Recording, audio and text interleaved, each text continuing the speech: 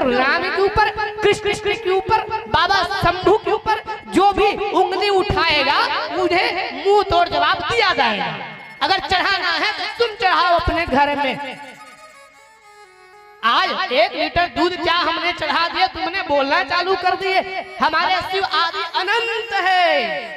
जब तुम्हारे बाप नहीं थे तब भी हमारे शिव थे, जब तुम्हारे बाप नहीं रहेंगे फिर भी हमारे शिव रहेंगे। आज क्या कहते हैं, हमारे धर्म के बारे में निंदा करोगे, हमारे देवी देवताओं के बारे में बुराई करोगे। हम सनातनी हैं, ललकार करके बोलना हमारा अधिकार है। और दूसरी बात आपको कहना चाहूं, हम बड़े सौभाग्यशाली हैं। किस लिए? जिस राम मंदिर को बनने के लिए देखते रह गए हमारे पूर्वज, लेकिन देख नहीं पाए। अब बनेगा, कल बनेगा और प्राण छोड़ दिए। जिस परिवार ने, जो पूर्वज ने राम मंदिर को देखने देखते देखते देखते प्राण छोड़ दिए, उस राम मंदिर को हमने बनते हुए देखा है। ये हमारा परम धर्म है। वो राम मंदिर आज तैयार हुआ, फिर भी तुम्हें तकलीफ, फिर भी तुम्हें दुख। अरे हम वो राम के वंशज हैं, जहाँ गीता गंगा बहती है।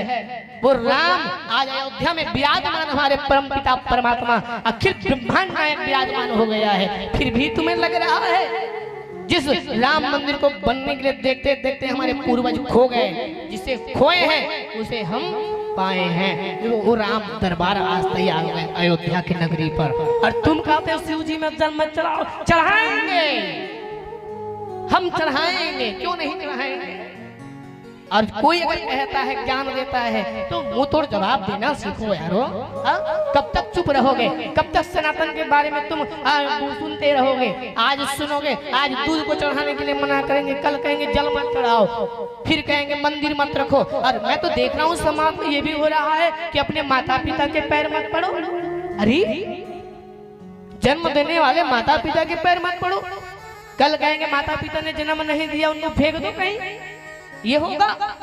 और आप चुप मौन बैठ करके सुनते रहोगे, देखते रहोगे। आज अगर नहीं जगोगे तो आप कभी नहीं जग सकते। ये भगवत गीता किसके लिए हो रहा है? आप सबके लिए, मेरी गौरी मैया के लिए हो रही है। जो गौरी माँ रंभाती है, जन्म लेते ही वही एक माँ है जो जन्म लेती ही मुख से क्या कहती है? माँ, माँ कहती है। कोई ऐसा जीव नहीं है जो माँ कहती है, लेकिन गौ माँ है जो जन्म लेती ही माँ कहती है। शिव जी में अभिषेक कीजिए, रुद्राभिषेक कीजिए, पूजन कीजिए। किसी के बातों में आकर के अपने आराध्य, अपने सनातन धर्म का अपमान न करें। हम हिंदू हैं, हम सनातनी हैं। मुझे तो लोग कहते हैं आप धोती पहनते हो, हम पहनेंगे, चोटी भी रखेंगे, चंदन भी लगाएंगे, जनेऊ भी पहनेंगे, हमारा धर्म है। और जिनको अपने धर्म के कार्य करने में शर्म आती हो, लज्जा आती हो, तो आप सनातनी नहीं है, नहीं है आप, क्योंकि आपको डर है अपने प्राण के। और जो राम के लिए जो डर जाए, जो राम की रक्षा, राम के बारे में सुनते हो, बुराई सुनते हो, तो आप सनातनी नहीं है। हम जिसके खा रहे हैं उनके गुण हम गाएंगे। जिस पृथ्वी पर बैठे हैं, जिसकी छांव में रहा, हम उनके गुण गाएंगे। हम राम कृष्ण को मानने वाले हैं, हम सनातन धर्म को मानने वाले हैं। और आपको सत्य कहूं मेरी माताओं, भागवत कथा में लिखा हुआ है, धीरे धीरे इस कलयुग पर अब हमारे धर्म के विरोधी बहुत खड़े हो जाएंगे। धीरे धीरे मंदिरों की मूर्ति तोड़े जाएंगे, और हो रहा है, तोड़ रहे हैं। मंदिर में मत जलाओ, दिया मत जलाओ, बत्ती मत लगाओ, ये बोला जा रहा है। धीरे धीरे सब ये हो रहा है। आज अगर नहीं जागोगे इस कथाओं से तो जीवन में कभी नहीं जाग पाओगे। इसलिए जागिए। कब तक मौन रहोगे, कब तक सुनते रहोगे? अब ये समय अब नहीं है हमारे पास।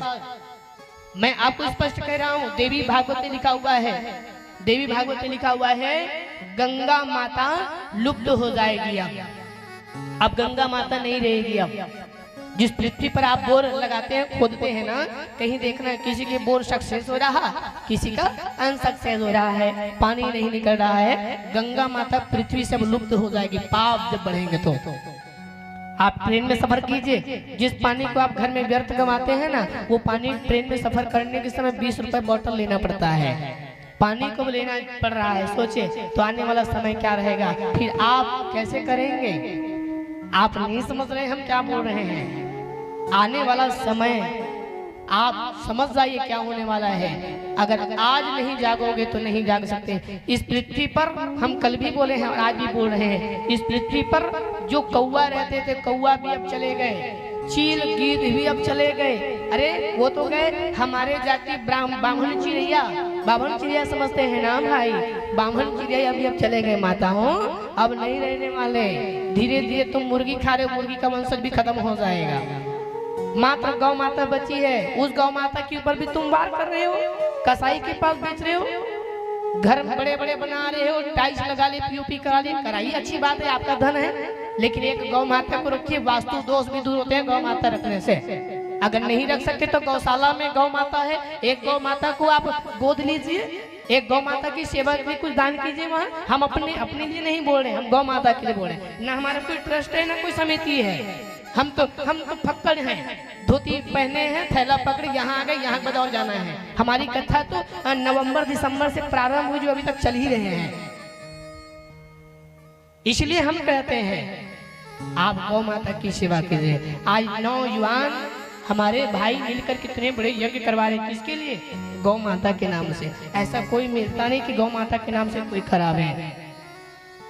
यहाँ समय किसके पास है? और जो बच्चे जो करा रहे हैं, मैं तो धन्य मानता हूँ ऐसे इन बालक को और इनके माता पिता को, जो ऐसे बालक को आपने जन्म दिए। नहीं तो आजकल के बालक